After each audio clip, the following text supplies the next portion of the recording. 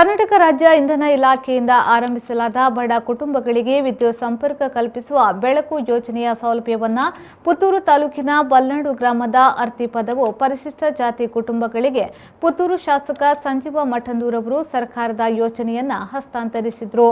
ಮುಖ್ಯಮಂತ್ರಿ ಬಸವರಾಜ ಬೊಮ್ಮಾಯಿ 100 ದಿನಗಳ ಯೋಜನೆಯನ್ನು ಇಟ್ಟುಕೊಂಡು ರಾಜ್ಯದ ಜನರಿಗೆ ಸಿಗಬೇಕಾದ ಸವಲತ್ತುಗಳನ್ನು ತಲುಪಿಸುವ ಕಾರ್ಯವನ್ನು ಮಾಡುತ್ತಿದ್ದು, ಈ ಯೋಜನೆಯಲ್ಲಿ ವಿದ್ಯುತ್ ವಂಚಿತ ಕುಟುಂಬಗಳಿಗೆ ಬೆಳಕು ಕಾರ್ಯಕ್ರಮದ ಮೂಲಕ ವಿದ್ಯುತ್ ಸಂಪರ್ಕ ಕಲ್ಪಿಸುವುದು ಒಂದಾಗಿದೆ.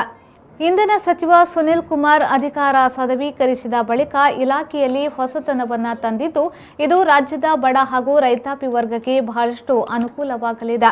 ಗ್ರಾಮೀಣ ಭಾಗದಲ್ಲಿರುವ ಹಳೆಯ ವಿದ್ಯುತ್ ಲೈನ್ಗಳನ್ನು ತೆರವುಗೊಳಿಸಿ ಹೊಸ ಲೈನ್ಗಳ ಜೋಡಣೆ, ಗ್ರಾಮೀಣ ಭಾಗದ ಕೃಷಿಕರಿಗೆ ಬೇಕಾಗುವ ವಿದ್ಯುತ್ ಪರಿವರ್ತಕಗಳ ಅಳವಡಿಕೆ ಸೇರಿದಂತೆ ಹಲವು ನೂತನ ಕಾರ್ಯಕ್ರಮಗಳನ್ನು ಹಾಕಿಕೊಂಡಿದ್ದಾರೆ.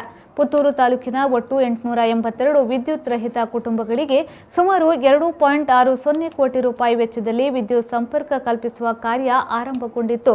ಪ್ರತಿ ಮನೆಗೆ ಇಂಧನ ಇಲಾಖೆಯ ಸುಮಾರು 3,000 ರೂಪಾಯಿಗಳನ್ನು ಖರ್ಚು ಮಾಡಲಿದೆ ಎಂದು ಅವರು ಹೇಳಿದರು.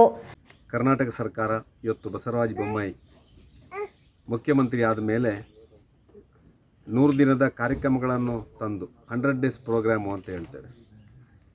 1 ವರ್ಷ, 2 ವರ್ಷ, 5 ವರ್ಷದ ಕಾರ್ಯಕ್ರಮಗಳಲ್ಲದೆ 100 ದಿವಸದಲ್ಲಿ ಒಂದು ಸರ್ಕಾರ ಏನನ್ನು ಸಾಧನೆ ಮಾಡ್ಬೋದು, ಆ 100 ದಿವಸದಲ್ಲಿ ಕಟ್ಟಕಡೆಯ ವ್ಯಕ್ತಿಗೆ ಹೇಗೆ ಸರ್ಕಾರದ ಸವಲತ್ತನ್ನು ತಲುಪಿಸಬಹುದು ಎನ್ನುವ ನೆಲೆಯಿಂದ ಇವತ್ತು ಇಂಧನ ಇಲಾಖೆ, ವಿಶೇಷವಾಗಿ ನಮ್ಮ ಜಿಲ್ಲೆಯ ಉಸ್ತುವಾರಿ ಸಚಿವರು, ಕಾರ್ಕಳದ ಶಾಸಕರು ಅಂತ ಸುನಿಲ್ ಕುಮಾರ್ ಅವರು ಇಂಧನ ಇಲಾಖೆಯಲ್ಲಿ ಒಂದಷ್ಟು ಇವತ್ತು ವಿಶೇಷವಾಗಿ ಶಾಲಾ ಇರ್ಬೋದು, ಶಾಲಾ ಕಾಲೇಜುಗಳಿರ್ಬೋದು, ಅದೇ ರೀತಿಯಲ್ಲಿ ನಮ್ಮ ಪರಿಷ್ಠ ಬಂಧುಗಳಿರ್ಬೋದು, ಇವತ್ತು ಗ್ರಾಮೀಣ ಭಾಗದಲ್ಲಿರುವಂಥ ರೈತರಿರ್ಬೋದು, ಇವರನ್ನು ಮನಸ್ಸಲ್ಲಿಟ್ಟುಕೊಂಡು ಇವರಿಗೆ ಆ ಇಂಧನ ಇಲಾಖೆಯಿಂದ ತುರ್ತು ಸೇವೆಯನ್ನು ಕೊಡುವ ದೃಷ್ಟಿಯಿಂದ ಶಾಲಾ ಬಳಿಯಲ್ಲಿರುವಂಥ ಆ ಹಳೆಯ ನಮ್ಮ ಲೈನ್ಗಳನ್ನು ಬದಲಾವಣೆ ಮಾಡಿ ಹೊಸ ಲೈನ್ಗಳನ್ನು ಮಾಡಿ ಅಲ್ಲಿ ಅಪಾಯ ತಪ್ಪಿಸುವ ನೆಲೆಯಲ್ಲಿ ಮತ್ತು